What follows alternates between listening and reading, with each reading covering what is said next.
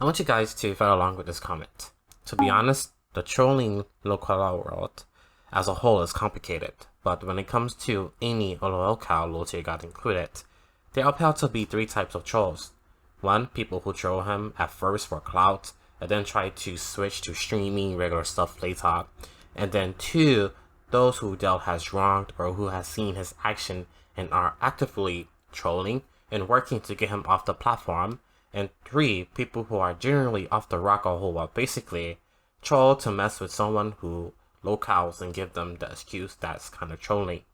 He goes to say, I'm sure you're number two. I think you have to look at the LOWTIERGOD community, not as a whole, but as our separate camps that hold the same objective. We all want to troll him and go after him, but look at why most important. And this is definitely very true. There are all different types of troll channels, those who try to benefit off him to then later produce their own content. They become streamers, they become YouTubers, and they slowly, slither into a different type of content once they accumulate a fan base. And number two, those who have been subjective to LOWTIERGOD's races and disrespectful antics on YouTube and personally. And then there's three people who just trolled because it's the popular thing to do. But when there's one thing when you make a post about who makes the best LOWTIERGOD content, it kind of puts a damper and it kind of makes a diversion between the entire community.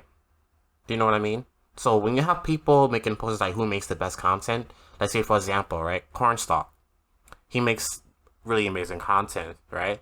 But then you have guys like Cowboy Revolver who just clips his channels or kind of point out the hypocrisy of LOWTIERGOD. And when you have people saying, oh, Cornstar is S tier and Revolver is B tier, it kind of makes people want to gravitate towards Cornstar because Revolver doesn't make the best content. Does that make sense? So when you have this post, it makes this diversion. It causes jealousy, it causes envy, and it causes people to kind of fight within each other. And again, it causes a damper. It causes friction between the community of why and who is the target of this community. And I just don't like that. I just think that, and whether I was listed or whether I wasn't listed, it just goes to show that it's bigger. This person does not allow to be on YouTube. And when you have a community of also detractors going against one another, guess who's getting the last laugh? He is, because now there's a rift, right? There's people fighting amongst each other, and their eyes is off the target because one person may feel like, okay, really, he makes better content than I do.